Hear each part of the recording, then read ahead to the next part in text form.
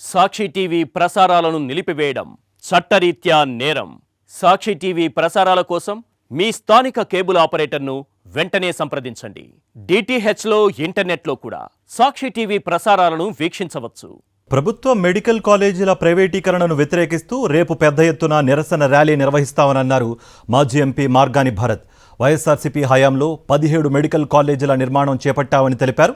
చంద్రబాబు అధికారంలోకి వచ్చిన తర్వాత పేదలకు విద్యా వైద్యాన్ని దూరం చేస్తున్నారని మార్గాని భరత్ మండిపడ్డారు. 40 ఇయర్స్ ఇండస్ట్రీ అని చెప్పుకునే చంద్రబాబు ఒక్క మెడికల్ కాలేజీ ఎందుకు కట్టలేదని ప్రశ్నిస్తున్న మార్గాని భరత్తో మా ప్రతినిధి హరీష్ మరింత సమాచారం అందిస్తారు. ప్రభుత్వ మెడికల్ కళాశాల ప్రైవేటీకరణ వ్యతిరేకిస్తూ వైఎస్ఆర్సీపీ పెద్ద ఆందోళన చేపట్టింది. ఈ నేపథ్యంలో ఈ ఆందోళనలో భాగంగా రేపు 12వ తేదీన భారీ నిరసన ర్యాలీ కూడా బైక్ ర్యాలీ కూడా నిర్వహిస్తుంది. దీనికి సంబంధించి రాజమండ్రి అర్బన్లో పెద్ద ఎత్తున వైఎస్ఆర్సీపీ శ్రేణులు కూడా సమాయత్తం అవుతున్నాయి. దీనికి సంబంధించి మార్గాని భరత్ ఏం చెప్తారు చూద్దాం. రాష్ట్రంలో ప్రైవేట్ పరం చేస్తే మెడికల్ కళాశాలను ఎన్నో అనర్థాలు ఎదురవుతాయి.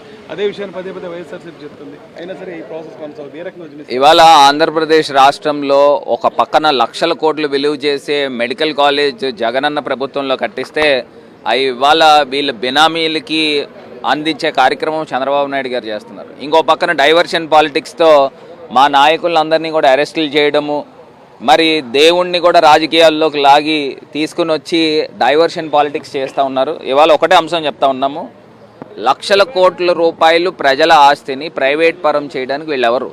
66 సంవత్సరాలు అన్నాడు. అసలు మెడికల్ కాలేజీలకు ఆనుకుని అనుసంధానంగా గవర్నమెంట్ హాస్పిటల్ ఉంటుంది.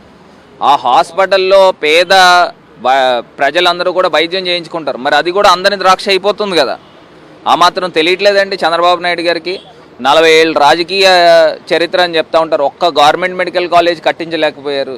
మీరు ఎవరండి అసలు? వాళ్ళ ప్రభుత్వ ఆస్తుల్ని ప్రైవేటైజ్ చేయడానికి ఎవరు? మీరు చెప్పే సాకులు ఏంటి? మా దగ్గర డబ్బులు లేవు అంటున్నారు. ఆల్రెడీ హట్కో నుంచి అదేవిధంగా మిగతా ప్రైవేట్ గవర్నమెంట్ సంస్థల దగ్గర నుంచి అమౌంట్ రెడీ చేసి పెట్టుంచారు కదా జగన్ గారు. మీరు ఎందుకు చేయట్లేదు? మీరు ఇవాళ 2 లక్షల కోట్ల రూపాయలు అప్పు చేశారు. ఇంకా మీకు ఖర్చు అయ్యేది ఎంతండి? మహా అయితే 5,000 కోట్ల రూపాయలు ఖర్చు అవుతుంది. మరి 5,000 కోట్లతో ఎందుకు చేయలేరేనండి? కేవలం ఒక సాకు చూపించడము, ఆ సాకు చూపించి ఏదో రకంగా ఈ ఆస్తుల్ని వీళ్ళ బెనామీలకు ఇచ్చే కార్యక్రమం చేస్తున్నారు తప్ప ఇంకోటి కాదు. రేపు జరగబోయే రాష్ట్ర వ్యాప్తంగా ర్యాలీ, ఈ సెగ, ఈ వేడి మొత్తము రాష్ట్ర ప్రభుత్వానికి అంటుకోబోతుంది.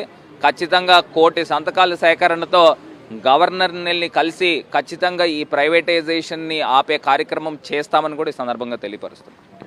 అట్టి పరిస్థితుల్లో రాష్ట్రంలో ప్రభుత్వ మెడికల్ కళాశాలను ప్రైవేటైజ్ చేసే ప్రయత్నం ఏమాత్రం సాగనివ్వమని దీనికి సంబంధించి వైఎస్ఆర్సీపీ శ్రేణులు ఇప్పటికే దశల వారీగా ఉద్యమం చేపట్టామని, ఖచ్చితంగా ఈ ప్రైవేటైజేషన్ ఆగే వరకు ఉద్యమం కొనసాగుతుందని మార్గాని భరత్ చెప్తున్నారు. రాజమండ్రి నుంచి విజయశ్రీ హరీష్ ఫర్ సాక్షి. సాక్షి టీవీ ప్రసారాలను నిలిపివేయడం చట్టరీత్యా నేరం. సాక్షి టీవీ ప్రసారాల కోసం మీ స్థానిక కేబుల్ ఆపరేటర్ని వెంటనే సంప్రదించండి. డిటిహెచ్లో ఇంటర్నెట్లో కూడా సాక్షి టీవీ ప్రసారాలను వీక్షించవచ్చు.